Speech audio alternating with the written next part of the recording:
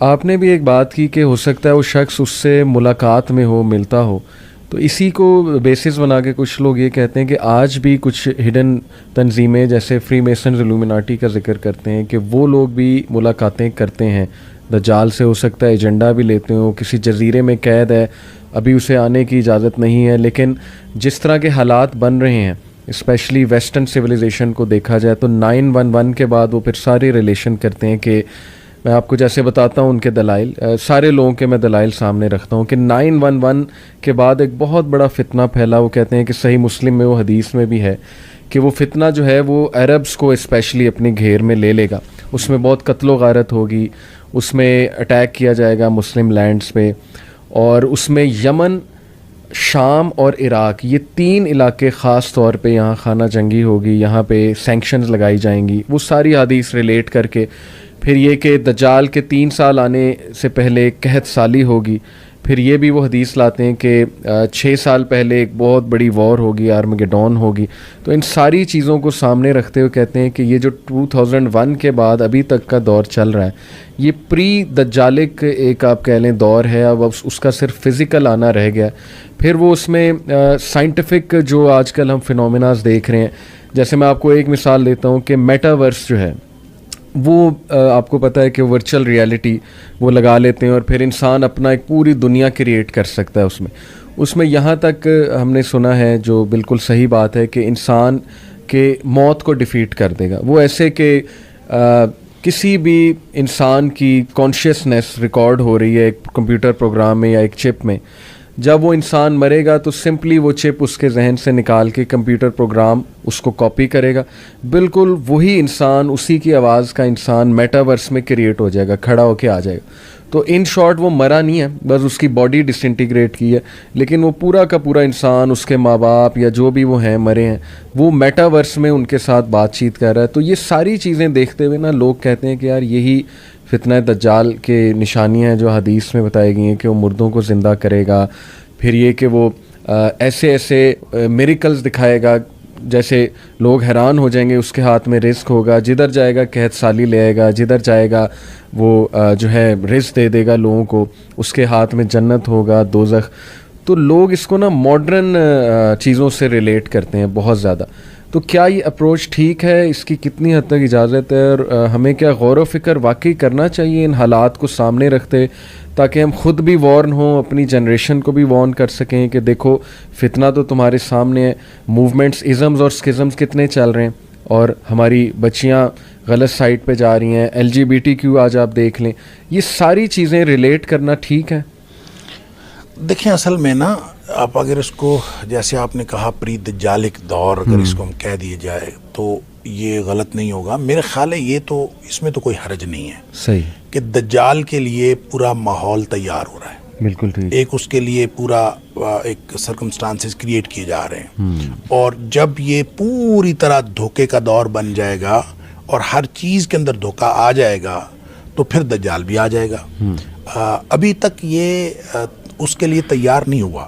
اچھا. اور دوسری بات یہ ہے کہ اس کی ماڈرن چیزوں کو آپ ان کے ساتھ ریلیٹ کرتے جائیں, یہ کسی حد تک ریلیٹ ہو سکتی ہیں. اچھا. کیونکہ ہر چیز کے اندر دھوکہ ہے, اور خاص طور پہ میڈیا اور یہ جو AI جو ہے آرٹیفیشل انٹیلیجنس, جس میں آپ خاص طور پہ میٹاورس کا جو کانسیپٹ آپ نے بتایا, دیکھیں یہ زندہ کرنا تو نہیں ہے. صحیح. زندہ کرنے کے بارے میں تو بالکل کلیئر کٹ ہے کہ شیطان وہ جو دجال ہے وہ بالکل زندہ انسانوں کو زندہ کرے گا, اور جیتے جاگتے انسان نظر آئیں گے. اور پھر ایک وقت آئے گا جب وہ انسان کو قتل کرنا چاہے گا, وہ قتل ہی نہیں ہوگا. یعنی ایک وقت میں وہ بندے کو قتل کرے گا, زندہ کرے گا, قتل کرے گا, زندہ کرے گا, یہ اس کے پاس یہ اتھارٹی ہوگی. صحیح. لیکن جب اللہ کا حکم ہوگا تو پھر اس کے بعد یہ اختیار ختم ہو جائے گا. لیکن اس میں یہ نہیں ہے کہ اس کی کوئی حیت چینج ہو جائے گی, یا اس کے اندر یہ میٹاورس تو بالکل ایک آپ چپ ڈال کے آپ صرف اور اس کی میموری جو ہے وہ یوز کر سکتے ہیں. اس میں آپ کو جو روبوٹ ٹائپ کوئی چیز ساتھ لگانی پڑے گی, اس کو جو جسم دینا ہے آپ نے وہ تو کوئی اور دینا ہے, اور وہ کوئی آرٹیفیشل کوئی چیز دینی ہے, ایسا نہیں ہے. لہٰذا آپ یہ کہہ سکتے ہیں کہ اس کی چپ سے چیزیں نکال کر دھوکے کے لیے, دجالیت کے استعمال کے لیے استعمال کرنا یہ بالکل ٹھیک ہے, یہ ہو سکتا ہے. AI جو ہے اس سے بڑا یعنی جو اس وقت انفارمیشن ٹیکنالوجی اور جو ڈیجیٹل ٹیکنالوجی جس مقام پر پہنچ چکی ہے، اب آپ کی ہی تصویر، آپ کی ہی ویڈیو، آپ کی ہی آواز، اس پہ ایک نئی بالکل جو ہے نا وہ آڈیو بنائی جا سکتی ہے، اور آڈیو کریٹ کی جا سکتی ہے، آواز بھی آپ کی ہوگی، تصویر بھی آپ کی ہوگی، اور آپ ہی تقریر کر رہے ہوں گے، لیکن وہ گفتگو اصل میں آپ کی نہیں ہوگی، تو یہ کی جا سکتی ہے۔ اب اس سے بڑا دھوکہ اور کیا ہو سکتا ہے؟ میری بھی تقریر ہو، آپ کی بھی تقریر ہو، لیکن اس سے جو چیز ثابت کی جا رہی ہے وہ ہمارے ہی نظریے کے خلاف ہو، ہماری ہی باتوں کے خلاف ہو، یہ بالکل ہو سکتا ہے۔ اس سے بڑا دھوکہ اور کیا ہوگا؟ اس طرح سے چیزیں جو ہیں آہستہ آہستہ میرا خیال ہے کہ یوں لگتا ہے کہ اہل ایمان کے ہاتھوں سے نکلتی چلی جا رہی ہیں۔ تو اس کو دجالیت کا دور کہنا، اس میں تو کوئی حرج نہیں ہے، بالکل ٹھیک، لیکن یہ کہنا کہ بس یہ دجال کے لیے بس دجال آیا ہی چاہتا ہے، یہ میرے خیال میں درست نہیں ہے۔ اس کی وجہ یہ ہے کہ اگر ہم احادیث میں جو قرب قیامت کے واقعات ہیں ان کو اگر ہم ترتیب سے دیکھیں اور ایک سیکوینس اس کا قائم کرنے کی کوشش کریں، ویسے تو یہ جو نشانیاں ہوتی ہیں، چاہے وہ چھوٹی نشانیاں ہیں چاہے وہ بڑی نشانیاں ہیں، اس کے بارے میں یہ اصل میں نصیحت کے لیے ہوتی ہیں۔ یہ اس لیے نہیں ہوتی کہ آپ ان کو کوئی تعین کریں اس کا اور اس کی اپلیکیشن کر کے آپ کوئی اس میں سے کوئی چیز نکالیں، ایسا نہیں ہوتا کہ مکانی طور پر بھی اور زمانی طور پر آپ ان کو اپلائی کر کے کوئی تعین کلی کریں، یہ درست نہیں ہے۔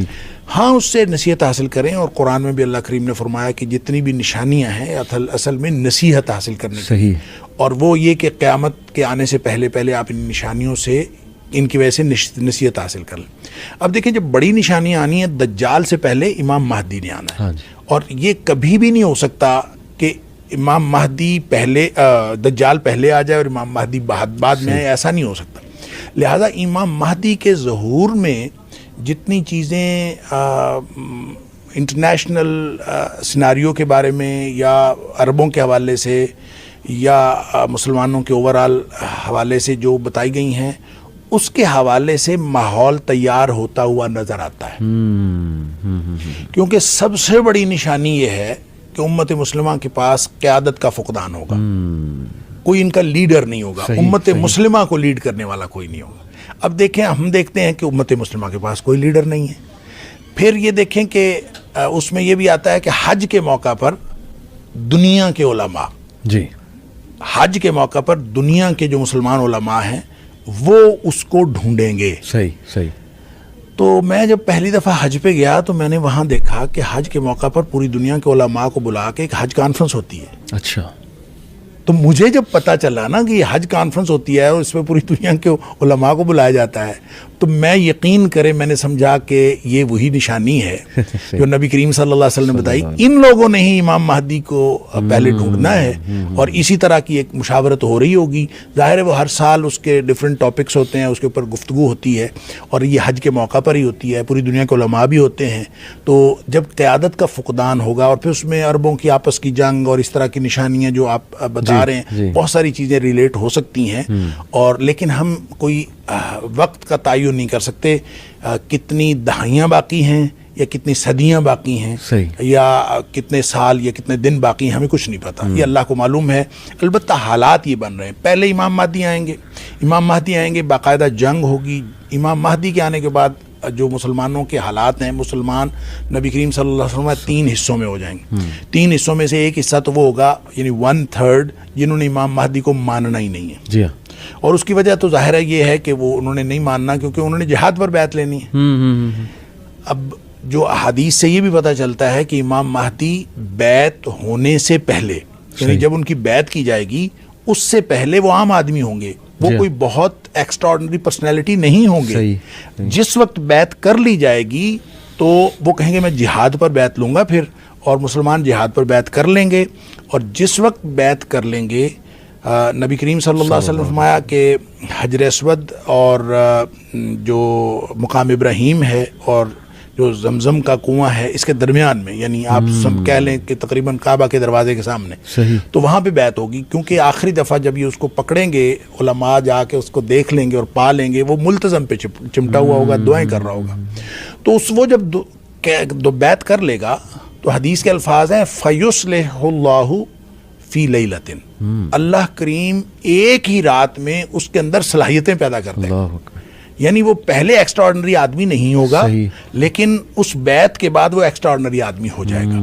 پھر اس کے بعد مسلمانوں کی جنگیں ہیں، پھر اس جنگوں کے اندر ظاہر ہے مسلمان کام آئیں گے. آپ نے فرمایا کہ جو لوگ امام مہدی کو نہیں مانیں گے، ظاہر ہے ہم لوگ اپنے نرم بستروں پہ سونے والے اور اپنی عیاشی کی زندگی گزارنے والے، ہم سے کوئی جہاد بھی بیعت لے تو 1000 دفعہ خیال آتا ہے کہ یہ جھوٹا ہی ہوگا، اللہ تعالیٰ معاف فرمائے. تو اسی طرح کی کیفیت ہوگی. پھر جب وہ لوگ 2/3 جو ہیں جو اس کی بیعت کر لیں گے، ان میں سے 1/3 یعنی ہاف، ٹوٹل میں سے 1/3 صحیح وہ شہید ہو جائیں گے. نبی پاک صلی اللہ علیہ وسلم فرمایا کہ ان سے بہتر روئے زمین کا کوئی اور شہید نہیں ہوگا. پھر جو ان میں سے بچ جائیں گے وہ اہل ایمان ایسے ہوں گے کہ ان کے ایمان کو کوئی اور چیز پھر ڈگمگا نہیں سکے گی.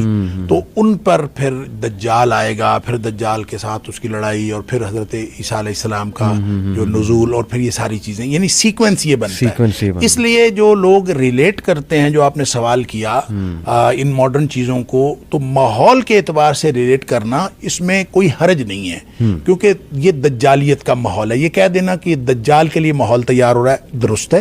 یہ کہہ دینا کہ یہ چیز بھی اس دجالیت کے ماحول کے لیے یہ دجالی تہذیب کی ہے، ہو سکتا ہے، کیونکہ ہر چیز کے اندر دجالیت آہستہ آہستہ بڑھتی جا رہی ہے.